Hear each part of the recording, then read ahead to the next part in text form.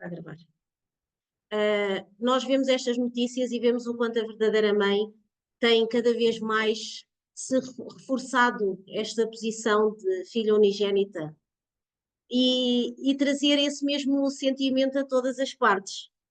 Aquilo que eu tenho vindo a pensar é mesmo como é que nós podemos realmente herdar esta posição ou esta imagem de filha unigênita nas nossas vidas e nas nossas sociedades, sem criar e sem impor aquela situação que nós vemos hoje muitas vezes retratada, que é a posição da mulher, mas de uma forma feminista.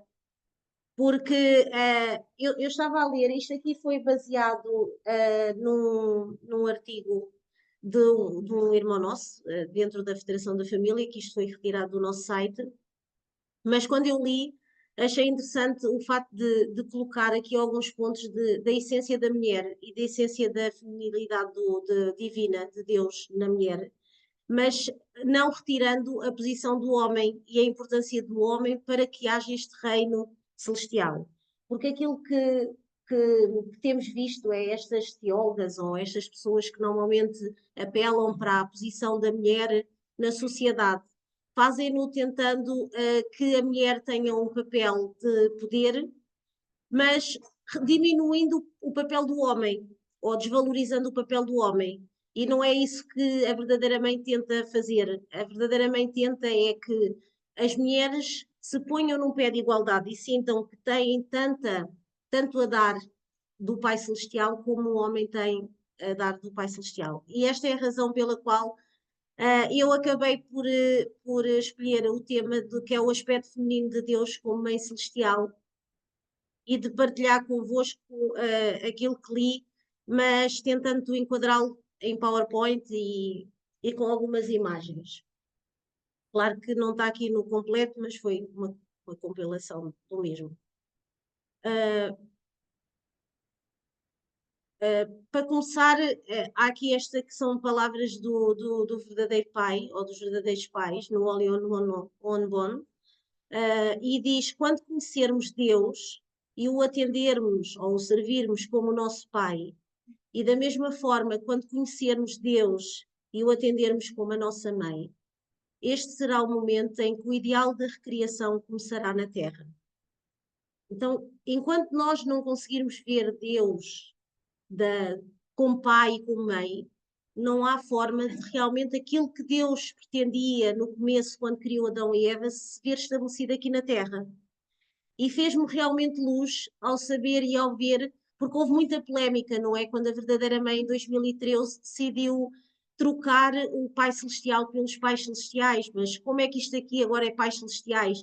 Porque nós, quando falávamos Pai Celestial, não tínhamos uma posição só masculina, mas o facto de dizer Pai Celestial talvez desse este poder mais na estrutura masculina do que quando nós falamos de Pais Celestiais, algo que uma vez o nosso líder Sérgio Neto até mencionou, e eu achei muito interessante, que é, em nenhuma parte da história nós vemos estes pais celestiais serem retratados, porque tivemos sempre esta caminhada, desde a queda do homem, em que a mulher foi desvalorizada e o homem tomou uma posição de poderio, a não ser em algumas estruturas matriarcais que nós ainda encontramos na sociedade e que existiram em diversas civilizações. O homem sempre foi aquele que mais se apoderou da regulação e do poder da sociedade. Na tradicional cristologia, ou seja, centrada em Jesus ou Cristo, o Cristo ou o Salvador, este Cristo aqui é o Messias, não é o Salvador. Ele é masculino porque Jesus era homem. Se nós vimos aquilo que a maioria das religiões centradas no cristianismo professam, este Messias, quando falam do Messias, não falam como um casal, falam como Jesus. Ou se vem nas nuvens, ou se há de vir em espírito, não interessa aqui, mas a forma como eles veem esta salvação e esta vinda de Jesus é nesta posição de homem. Como segundo Adão, ele redime o pecado de Adão, Jesus, o segundo Adão, redime o pecado do homem Adão. Mas continuamos aqui a ter o problema que é, se ele redime o pecado do homem Adão, temos ainda a Eva, né? Então, há dois pontos aqui a ter aqui só para fazer esta análise entre a tradição cristológica ou centrada no cristianismo e a teologia agora utilizada do unificacionismo, em que Jesus, como a palavra feita carne, foi a encarnação do Pai Celestial, o Deus que é masculino, ou seja, quem vê em mim vê o Pai. Não retira aqui que assim o seja, mas falta aqui a outra parte, e a expectativa cristã de Cristo no seu regresso é de ser um homem. Nós vemos que na teologia da unificação, que é a teologia do Messias, mas centrado naquilo que a verdadeira mãe e o verdadeiro pai trouxeram, este Messias deve ser masculino e feminino, tanto do ponto de vista da encarnação quanto da salvação. Ou seja, este Messias é a encarnação da palavra pela qual todas as coisas foram feitas. Em João 1,3 diz que todas as coisas que foram feitas são na presença de Deus, né? A palavra pela qual todas as coisas foram feitas deve ser, então, masculina e feminina. Porque se em João diz que tudo o que foi feito representa Deus, e se Deus criou tudo como masculino e feminino, então ele próprio tem que ser, não é? Nós sabemos isto quando vemos o princípio divino, mas era só para que fizesse sentido, ou que pudéssemos ter também uma forma de argumentar quando falamos com outras pessoas que não têm esta posição ou não têm este conhecimento. Mesmo Paulo ensinou que Jesus, o segundo Adão, redime a humanidade do pecado do primeiro Adão. Ele diz, assim como pela desobediência de um só homem muitos se tornaram pecadores, assim também pela obediência de um só muitos serão justificados. Nós vemos que, sem conseguirmos compreender esta posição masculina e feminina, é muito difícil conseguirmos passar aquilo que a verdadeira mãe tem-nos tentado transmitir, que é trazermos esta igualdade de posições. Então, temos aqui a missão do Reverendo Moon.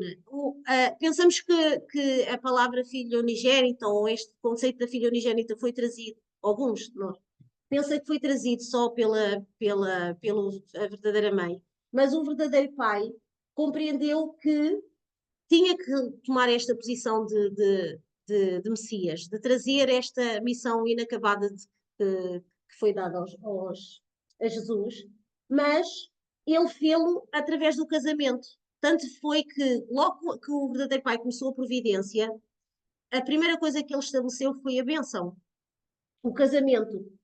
Porque este foi um dos primeiros pontos que Jesus não conseguiu trazer, que foi o casamento, o seu próprio casamento, em que era estabelecer este Messias como masculino e como feminino. Depois, aqui nesta parábola que nós conhecemos, que é de Mateus 22, 2:10, fala sobre Jesus comentar do banquete do casamento em que foram convidados para o casamento do filho do rei, e que as pessoas não foram, se recusaram a ir. Não sei se vocês conhecem esta parábola, mas o que ele queria dizer, ou queria aqui comparar, é que se o Filho de Deus não se casar, se ninguém aceitar este Filho de Deus, e este Filho de Deus, este rei, era a sua representação.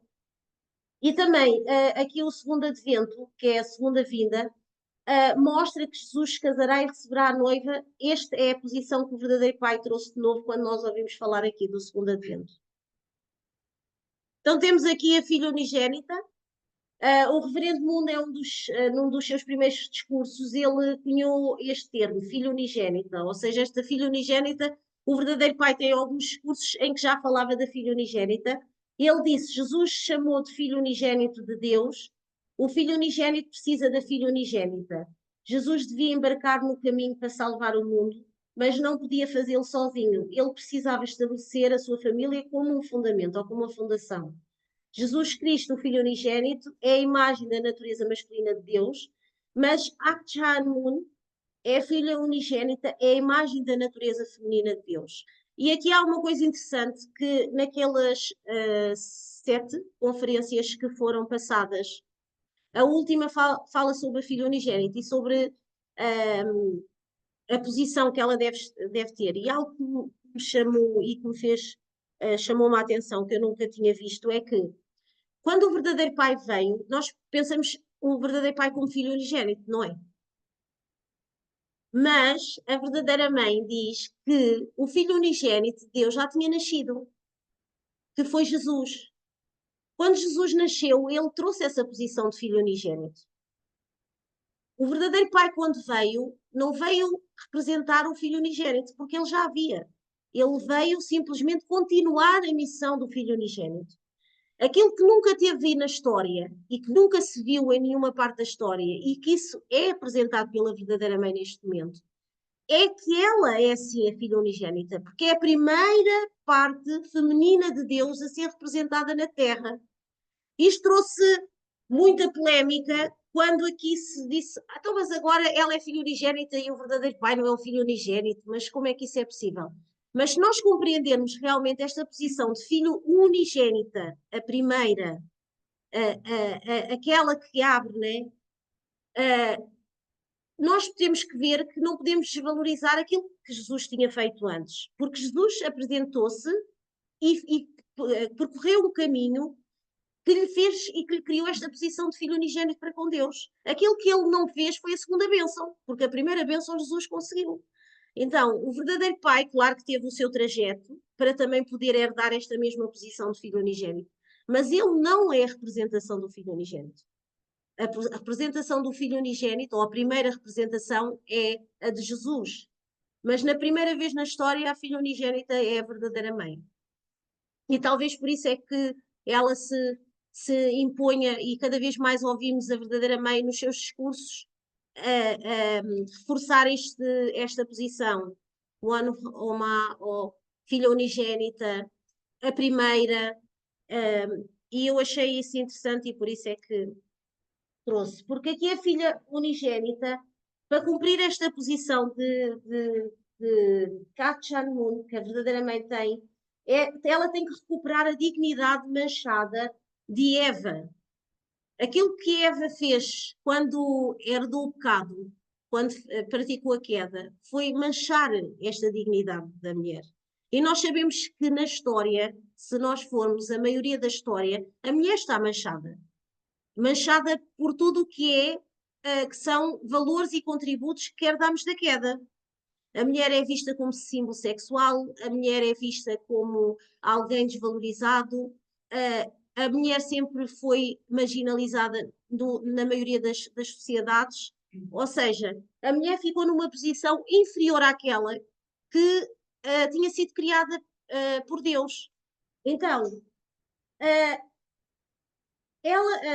aqui a ideia de que Eva foi a principal responsável pela queda remonta a Adão, culpou Eva. Isto foi uma coisa interessante que também ouvi uma parte atrás, de que nós muitas vezes perguntamos quem é que é culpado da queda? Ai, foi Eva, não é? Assim como quando nós dizemos entre Abel e Caim, quem é que foi culpado? Ah, foi Caim, Caim é que matou Abel. Mas a verdade é que Adão falhou para com Eva. Adão, como pessoa que estava para ser o esposo de Eva, devia ter dado mais atenção, devia ter cuidado mais de Eva. Se Adão estivesse presente na vida de Eva, Eva não teria ido à procura de Lúcifer. Porque aquilo que lhe atraiu em Lúcifer foi aquilo que ela não conseguiu ver em Adão. Porque se ela tivesse visto esta capacidade de Adão de ter cuidado para com ela, nós sabemos, o verdadeiro pai uma vez disse que uma mulher nunca deixa um esposo ou trai um esposo se o esposo a amar e se preocupar com ela, porque a mulher quando normalmente trai, ela não trai pelo sexo, ela trai pelo amor, pelo cuidado, pela atenção. Então quer dizer que a mulher encontrou em Lúcifer mais amor, Eva, neste caso, do que Adão lhe tinha dado. Então, quer dizer que Eva não foi a culpada, isto foi uma falha de todo um caminho. E claro que Lúcifer aqui teve a sua culpa também por ter falhado na sua posição. E é a mesma coisa que em Caim e Abel. Nós dizemos, Caim é o culpado, Abel não é, foi o que foi morto e pronto. Mas a questão é que, se nós formos ver a altura da história de Abel e de Caim, Abel estava na posição de receber de receber, de ser recebida a oferta, não é? Ele ia sempre ao altar e Deus recebia a oferta dele. E quem ia ao altar, e como ele estava numa posição de servir a Satanás, isto nós sabemos agora, Deus não recebia a oferta. E nós sabemos que na altura, para saber se a oferta se era recebida, era conforme o fumo ou a fumaça saía da oferta que tinha sido feita. O que é que acontece que possivelmente aconteceria em Abel? Abel sentia-se ou não sentia um bocadinho presunçoso? E pá, a tua nunca é aceita. E pá, foi, não sei o que é que tu fazes. Por mais que ores, Deus nunca aceita a tua coisa. Porque isto, nós, quando somos sempre valorizados e há outra pessoa que é desvalorizada, a nossa natureza caída que existe em nós acaba sempre por trazer uma certa presunção. Ah, sou melhor. Mesmo quando não o dizemos, temos que estar sempre. Sou melhor, sou melhor. Então, possivelmente, da Bel também havia esta coisa. Ah, mas quem és tu? Olha, olha meu, tudo é aceito por Deus e tu não és aceito. Ou seja, criou, em vez de, muitas vezes acontece ainda nas nossas sociedades, em vez de nós aproveitarmos por sermos bons para ajudar os outros, muitas vezes o que acontece é que nós aproveitamos este bom de sermos melhores em alguma coisa para mostrarmos que os outros não são bons. Não vemos muitas vezes isso acontecer. Até mesmo muitas vezes na escola, esta ideia que se tem de que ai, deves ser bom, deves ser o melhor. Mas esta ideia de ser o melhor é ser o melhor, não é seres o melhor para ajudares. Até diz, não deixa os outros ver. Tens que ser o melhor de todos os melhores. Tens que passar à frente. Esta ideia de que o melhor tem que ser o melhor, mas para os outros serem piores. Em vez de eu sou o melhor, para puxar os outros também para serem melhores. Então, mesmo nesta situação, nós vemos que entre Abel e Caim, de certeza que houve falhas de Abel para com o Caim, para que este ciúme se tornasse inveja e esta inveja se tornasse raiva e ódio. Porque nós não matamos uma pessoa só porque não foi aceito. Olha, ai, olha, o pai disse que a minha coisa estava boa e o teu estava mal. Mas quando isso acontece muitas vezes, mesmo em casa, pois gostas mais é dele, é ele. Eu já sabia que tu ias era aceitar porque ele estava mais bonito, o meu nunca está bonito, e o outro começa lá, tipo, que lá por trás fica, tipo, a dar uns olhinhos e o outro cheio com uma vontade de lhe dar uma esganadela. Mas pronto, isso é para dizer que nós não podemos aqui ver a culpa de uma só parte, e aqui aquilo que a verdadeira mãe tenta de uma certa maneira trazer é a dignidade da mulher. Apesar de ter nascido sem pecado, a filha unigênita não poderia ficar lado a lado com o filho unigênito e partilhar a sua autoridade. A dignidade sem lidar com o problema fundamental da dignidade manchada de Eva. Ou seja, a verdadeira mãe teve que passar e ser reconhecida para se poder ter a mesma autoridade do verdadeiro pai. Nós sabemos aqui nesta segunda parte que foi a superação. Todos os membros mais antigos, eu já não sou muito mais nova, mas os nossos manos aqui na sala e no Zoom e mesmo a nível nacional, mundial, que estiveram mais, sabem que a verdadeira mãe, durante muito tempo, teve que superar muitas situações, até mesmo alguma, não sei se o termo é, mas alguma desvalorização, às vezes quando posta ao lado do verdadeiro pai e ser um bocadinho desprivilegiada em posição ao verdadeiro pai. E talvez esta tenha sido uma razão porque os membros muito mais velhos custou-lhes a aceitar a verdadeira mãe quando se quis, depois do verdadeiro pai ascender, vir se colocar na posição de, porque nunca a viram. Ela era a filha era a esposa do Messias, não era a Messias. Ai, o verdadeiro pai, ai, o verdadeiro pai. E víamos que às vezes a verdadeira mãe nas fotos mais antigas estava lá no cantinho, lá sentada, silenciosa. O verdadeiro pai falava horas a fio e ela sem um pio ali. Não é esta a posição que nós queremos da mulher. Isto levou a que muitos manos também pensassem que a mulher era para estar em casa e o homem ia para a posição da frente e falava à frente e a mulher não falava. E mesmo, os líderes, uma reunião de líderes, não se via mulheres. As mulheres estavam em casa com os filhos, que têm que tomar conta dos filhos, vai lá o esposo. Mas porque ela fez isto, ela trabalhou para ser conhecida. Mesmo o verdadeiro pai menciona e a verdadeira mãe também menciona na sua antologia de que ela teve que passar por estes níveis familiares, sociais, nacionais, mundial, não é? Passar pelos 8 estágios. O verdadeiro pai também o fez. Teve que ir falar em Pequim, em Moscovo, no Kremlin. Sabemos que muitas vezes, 2 ou 3 dias depois de ter dado à luz, ou seja, muito debilitada ainda, mas ela foi, acompanhou o verdadeiro pai. E muitas vezes deixando os filhos para trás, pequeninos. Certeza que nós, como mães, às vezes só para irmos às compras já estamos a dizer: olha, vocês vejam lá o miúdo como deve ser, não o deixem sozinho, olha à janela. Agora deixar dias a fio, não é? Claro que tinha pessoas que tomavam conta, mas uma coisa é a mãe, outra coisa é alguém que fica com esta posição. E os filhos, os verdadeiros filhos, sempre que falam, é impossível nós não chorarmos ao ouvir um testemunho dos verdadeiros filhos, porque esta falta dos pais que eles tiveram, em prol, porque os pais sempre tiveram o cuidado de tomar conta de nós, membros, e de trazer membros e de apoiar Deus, fez com que eles nunca tivessem pai e nunca tivessem uma mãe.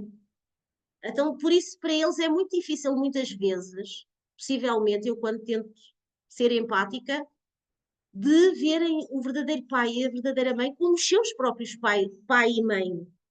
Porque eu ouvi o testemunho, uma altura de Enjanim, que está na América, e ela dizia que muitas vezes nem sequer via os pais todo o dia, ou mandavam-lhe embora. Alguém vinha, quando ela queria chegar ao pé dos pais, vinha alguém e tirava, não é? E quando ela era maltratada ou faziam bullying com ela, não estavam lá os pais para que ela pudesse queixar. Tinha que ir queixar ao membro X ou Y que tinha lá ficado com ela. Muitas vezes esse membro X ou Y também tinha os próprios filhos e supostamente pensavam que eles já eram perfeitos e davam mais atenção aos outros porque eles são os verdadeiros filhos, já sabem tudo, Deus dá-lhes a proteger.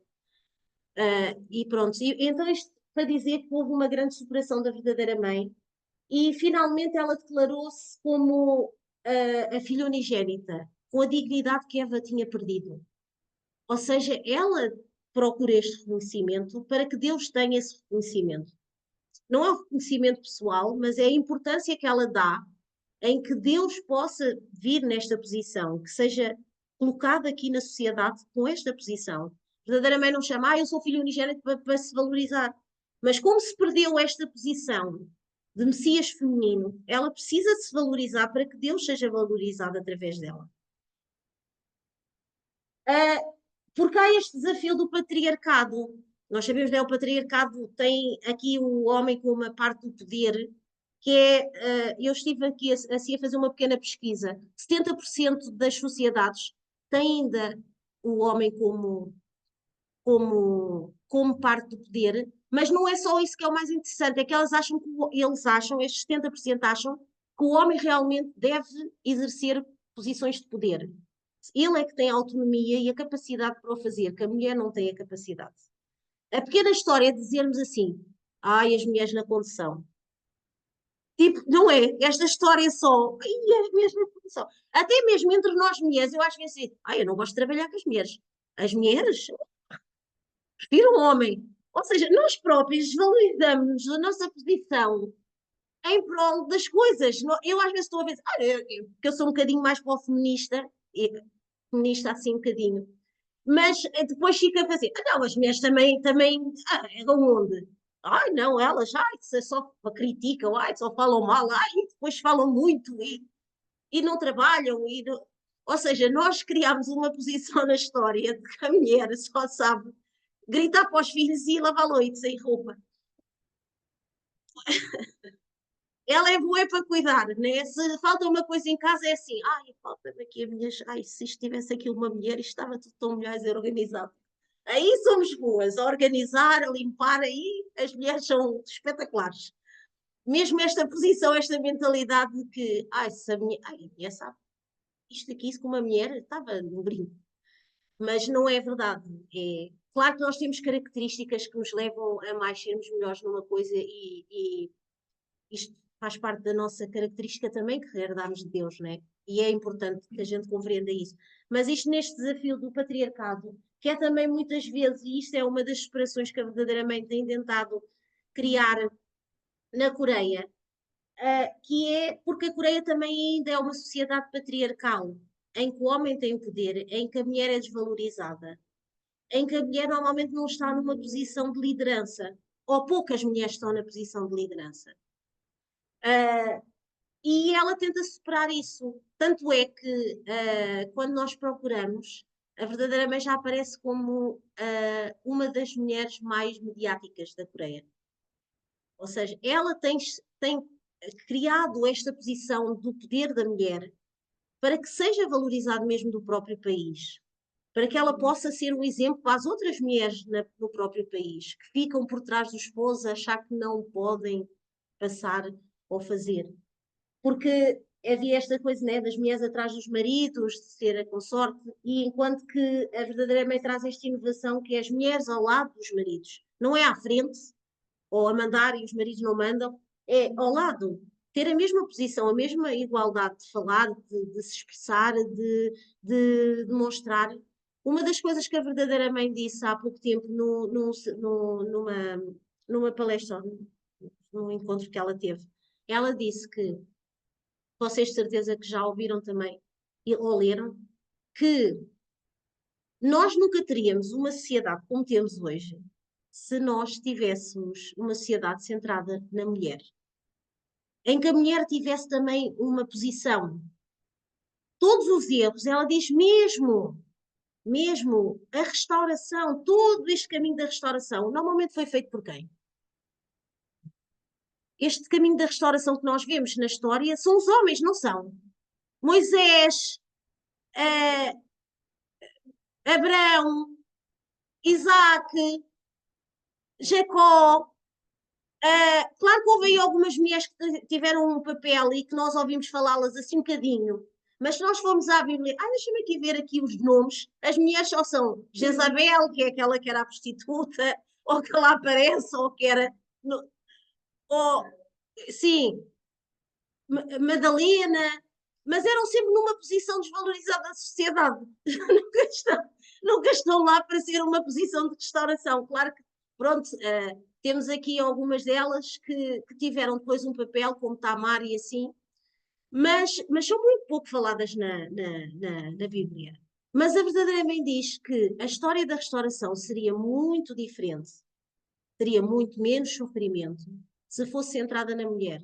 Ou seja, se Abraão tivesse chamado a esposa para fazer parte, se Isaac tivesse feito, se Noé e toda essa gente teria sido totalmente diferente. Nós vemos que a nível social, a nível político, hoje já existem grandes mulheres a serem postas no poder, mas nós vemos que mais de 2/3 a nível político é por homens, a social é por homens. As melhores empresas ou as maiores empresas são normalmente lideradas por homens, ou são os homens que estão numa posição de direção dessas mesmas empresas. E por isso é que existe muito caos, e a verdadeira mãe diz, se a mulher estivesse nessas posições, era totalmente diferente, porque nós trazemos uma outra perspectiva, que é importante também para que as coisas possam se organizar. Então, a manifestação de Deus como Mãe Celestial, que Hak Moon proclamou a 7 de janeiro de 2013, que quando oramos precisamos nos dirigir a Deus como pais celestiais e não mais como Pai Celestial.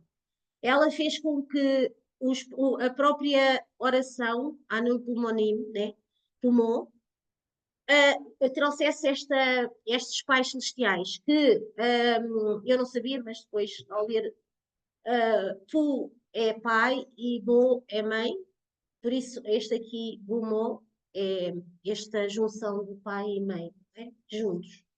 Depois, a proclamação abriu porta à Mãe Celestial se manifestar na humanidade, à humanidade, ou seja, criar esta relação da mãe na família.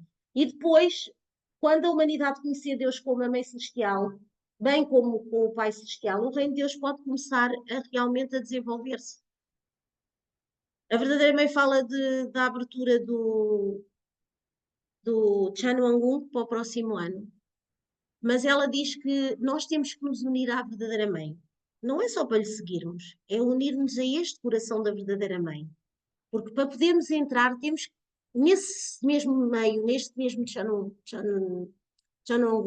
não é? Neste Il Samto, temos que ter ver Deus com estas duas posições muito claras na nossa mente. Temos que ir sem este preconceito de quem é que está aqui e quem é que não está. Estamos a dirigir-nos aos nossos pais e mães, ou ao pai e mãe. Mesmo aqui a igualdade de género é hoje muito falada e nós vemos aqui a igualdade de género nas posições aqui centrados noutros quadros, mas esta igualdade de género masculina e da feminina, ela vem a romper barreiras em que há mais vezes, cada vez mais há mulheres a utilizar-se e assumirem papéis de liderança em denominações religiosas. Também há esta necessidade de unir líderes religiosos para promover esta igualdade e inclusão nas comunidades da fé.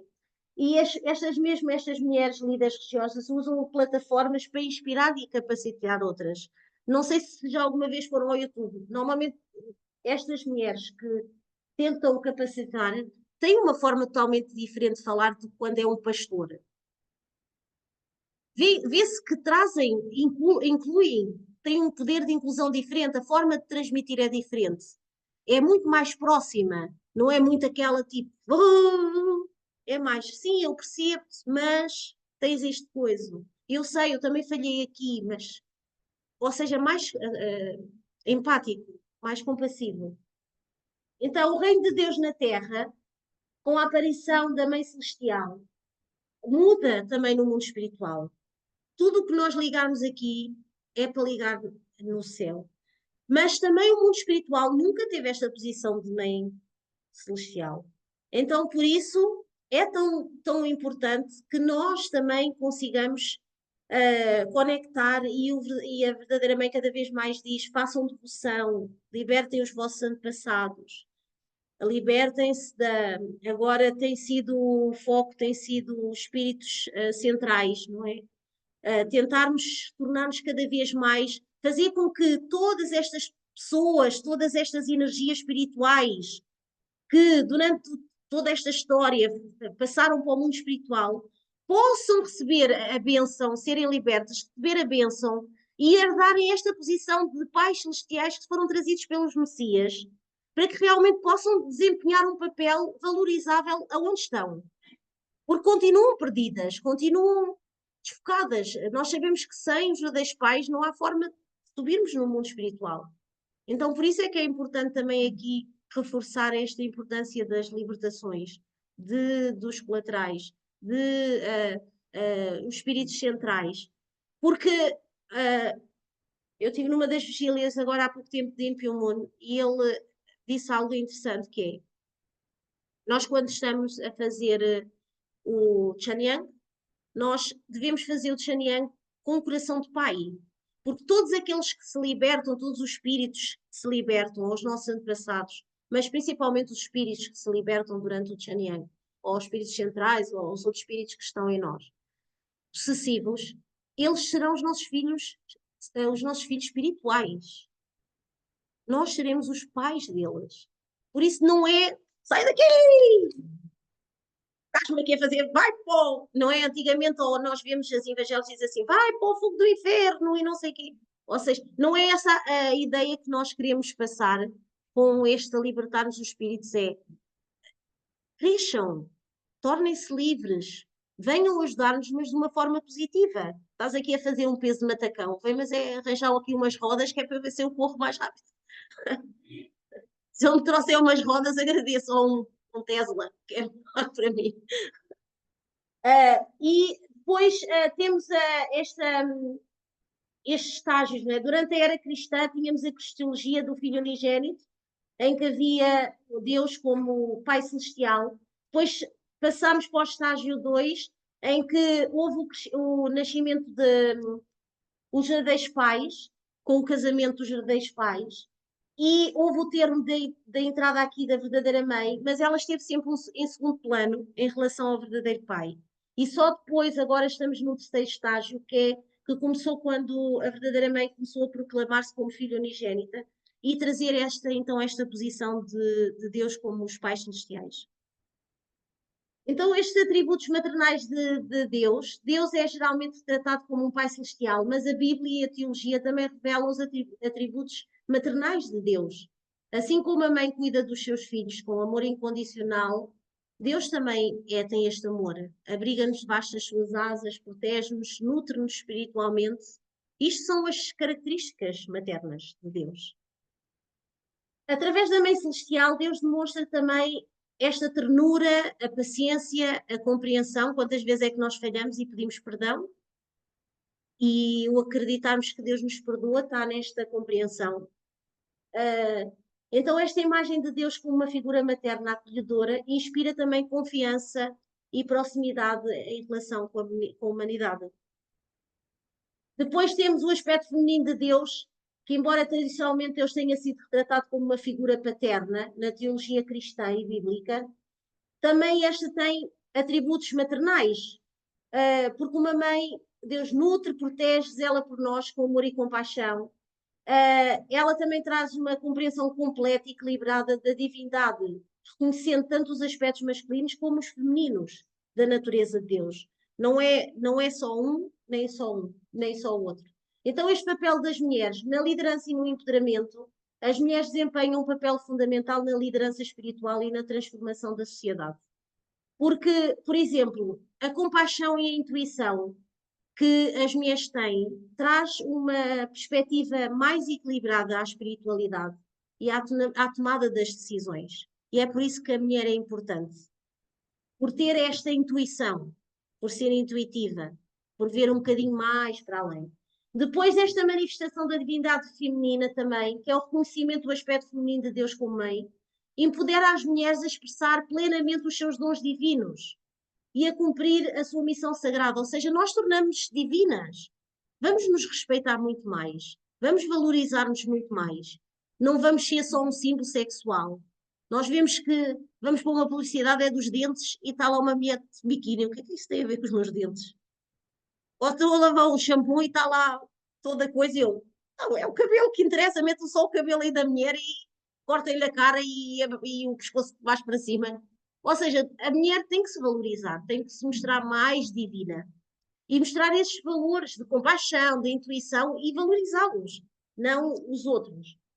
E depois a igualdade de género, que é alcançada na liderança, não só religiosa, mas em todas as lideranças sociais e políticas, ou seja, assumir um lugar ao lado dos homens, como parceiras, iguais.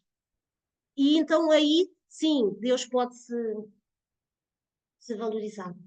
E já aqui, estes são os benefícios de uma sociedade equilibrada que eu procurei, que é esta sinergia e complementaridade. Ou seja, a expressão equilibrada das características masculinas e femininas cria esta sinergia poderosa, ou seja, os pontos fortes de cada género se complementam. Quando nós trazemos os dois, são os pontos fortes de ambos. Porque os homens têm pontos fortes, que são importantes na família, na sociedade, a sua maneira de ver, ter muito conciso, de ver os pontos-chave, de queremos ir, vamos. E se for necessário derrubar umas pedras, eu tinha ontem, agora só aqui para fazer um parênteses, eu ontem tinha que tirar uma máquina de casa para pôr outra, e o meu elevador é tão pequenino que aquilo não entra lá a máquina de lavar, então tive que a máquina de lavar do sétimo andar cá para baixo, não era a máquina de lavar louça, e depois subir com a outra, e depois o Sérgio disse, não, a outra cabe no elevador, e eu, cabe, normalmente elas são padrão, mas cabe, porque fui buscar ao meu irmão, e ele disse, olha, tenho lá, está boa, uma máquina de secar, e eu, está bem, então, olha, até faz falta no inverno. Quando chegou para se descer, eu assim, tenho que descer estas escadas todas até lá abaixo, e ele, não, põe aqui nas costas. Eu ajudo. Não, põe nas costas. Eu disse, bem, amanhã vai estar aí todo. E desceu aquilo com aquilo às costas. Eu quase dei cabo do meu braço, com medo que ela mandasse uma máquina pelas escadas abaixo. Mas isto para dizer, o homem tem logo aquela coisa, não, vamos. E depois para subir também, vamos ao sétimo andar. Eu disse, bem, eu já sou eu aqui entre aspas, com o meu rabinho já me pesa para ir até ao sétimo andar, agora com uma máquina acho que não entrou. Andávamos ali todos ali a tentar levar a máquina, eu cheguei lá, ele estava a arfar. Eu, bem, amanhã estás podre. Estou aí com os teus, com as tuas que está sempre cheio de tendinites nos joelhos, nos cotovelos, nos ombros, não sei como é que ele vai se passar dali para a frente. Mas isso para dizer que é importante haver esta. As mulheres são muito mais concisas noutras coisas, muito mais minuciosas, gostam das coisas mais assim. Claro que depois, às vezes, há mulheres que são mais assim, mas depois também encontram um homenzinho que é mais assim do outro lado, por isso também se complementam. complementam. E depois há a empatia e a compreensão, que é este reconhecimento do aspecto feminino de Deus como meio celestial, também inspira empatia e compreensão entre os géneros. Ou seja, fomenta a cooperação, a resolução dos conflitos de uma maneira mais compassiva. Eu acredito que nós, na maioria das guerras que nós temos, a solução de entrar em guerra seria totalmente diferente se fossem as mulheres. Nós éramos capazes de andar ali a puxar os cabelos uma à outra e a dar drincadas. Mas não íamos destruir crianças e hospitais e matar desumanamente. Não faríamos nós. O nosso coração de mãe não deixaria fazer desta forma. Porque nós temos uma ou outra forma de ver. Não é, ai, vamos derrubar montanhas e vamos para a frente, é mais tipo. Até mesmo, né? O homem, vai bater. E a mulher, ai, não podes bater, não podes bater. Nós podemos, mas eles não podem bater porque eles batem com muita força e abanam muito forte, estrepecam os nossos filhos todos e a gente não quer. Ou seja, nós tentamos sempre ver aqui uma posição mais. E eu acho que sim, quando a verdadeira mãe diz que as coisas seriam diferentes, a maioria das guerras que tivemos e as que temos seriam diferentes mesmo no consenso. Porque se formos àquelas salas onde se toma as decisões, não existem lá mulheres. Ou se estão lá, estão duas ou três que depois aquilo olham-lhes assim e elas enfiam-se debaixo da mesa, por isso também não falam, ficam só lá tipo papel. E depois esta igualdade de género também na liderança, que pode fazer com que elas tenham uma perspectiva, tragam esta construção e uma tomada de decisões mais centrada no reino de Deus. E para finalizar, é este potencial divino da mulher, que é a compaixão, a intuição e a transformação espiritual, que nós também podemos trazer quando, quando nos tornamos colaborantes com a parte masculina, que é capaz de nutrir e cuidar de todo o seu redor com amor incondicional. Porque aqui não é desfazendo dos homens aqui da sala, nem de qualquer outra sociedade. O amor incondicional, a definição de amor incondicional que a mulher tem é totalmente diferente do amor incondicional que o homem tem. Porque este amor incondicional de sermos mães, de darmos à luz, de pormos a nossa vida em perigo se for necessário para termos um bebê, os homens não conseguem alcançar. Claro que eles têm um amor supremo pelos filhos, mas este amor incondicional é muito mais parecido com este amor de Deus, vem da mulher. Porque eu acho que a maioria dos homens, que se tivesse que dar à luz, eles iam assim: é assim, parta as pernas, abre a barriga, tira-me daqui. Porque, porque nós vemos mesmo esta tolerância à dor, esta, esta capacidade de se despojar de tudo pelos filhos. Os homens normalmente depois de uma altura é assim, deixa-los fazer, então eles façam. Eu já fiz, não sei o que as minhas, não, mais cuidadinho, está sempre com aquela, não é? Ou seja, este amor incondicional, se calhar mesmo a definição é um bocadinho diferente na mente do homem e na da mulher, embora ambos tenham. Depois tem esta intuição que é guiar com sabedoria e discernimento divino, se nós conseguirmos ter e representar realmente este potencial divino da mulher. Não é a nossa mulher que nós temos hoje, que perdeu esta divindade, mas se nós conseguíssemos, acredito que nós conseguiríamos também tornar e possuir ou utilizar esta intuição para com sabedoria. E depois é a transformação espiritual, ou seja, estes atributos de Deus podem fazer com que que a sociedade seja muito mais espiritual e possa ter mais equilíbrio e possa ter mais harmonia. Então, eu achei interessante e era isso que eu queria trazer e partilhar convosco, porque achei interessante termos esta posição e compreender esta posição que a verdadeira mãe quer trazer da divindade divina ou divindade de Deus a nós todas. E, e fazer também compreender à parte masculina que o sermos, ou seja, esta valorização não desvaloriza a parte masculina, mas sim complementa a parte masculina. Porque Deus só se conseguirá ser totalmente quando há esta complementaridade, né? Não existe um yin e um yang, que um é assim e o outro é assim, meio atrofiado. Não há. Nem temos uma bola em que um lado é mais achatado do que o outro. Por isso, para haver esta capacidade igual, é necessário que ambos consigam desenvolver, que tenham potencial e oportunidade para se desenvolver. E era então isso que eu queria deixar. Obrigado por terem ouvido. Bom, então,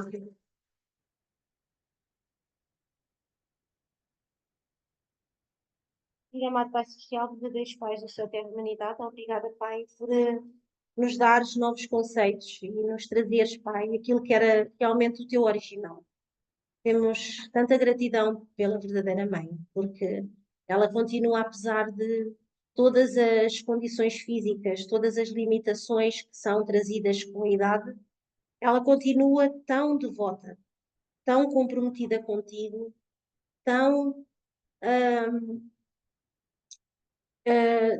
investida em trazer este teu ideal, em trazer esta posição feminina à sociedade, à terra, a trazer esta divindade ao nosso coração, a fazer-nos expressar de uma forma muito mais parecida com aquela que teria sido o teu ideal.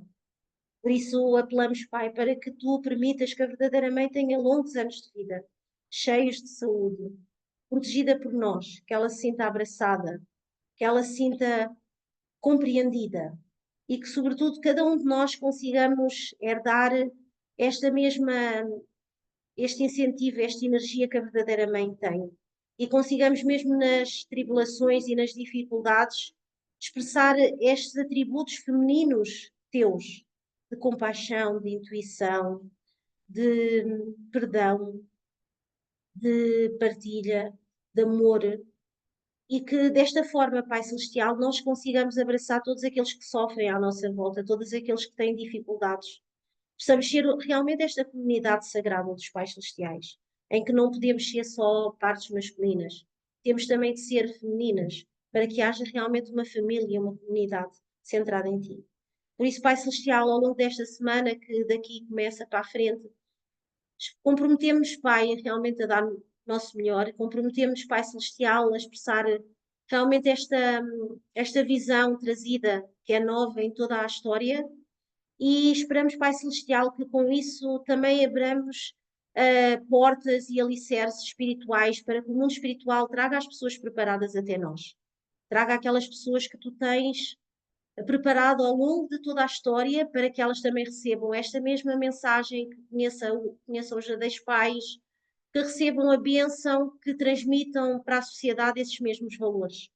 Pai Celestial, encontra em nós, Pai, aquilo que tu necessitas e utiliza com todo o teu poder para que as vitórias que a verdadeira mãe espera com a entrada do John possam ser conseguidas, todos os objetivos possam ser conseguidos neste momento e que realmente unidos a ela nós todos possamos entrar nessa altura com realmente orgulho de sermos chamados também tuas famílias abençoadas centrais. Por isso, Pai Celestial, em nome dos meus irmãos, eu reporto e oferto este tempo em conjunto e te peço peço desculpa, a tua presença. Em meu nome, Carla Vieira, membro de uma família abençoada central. Adeus.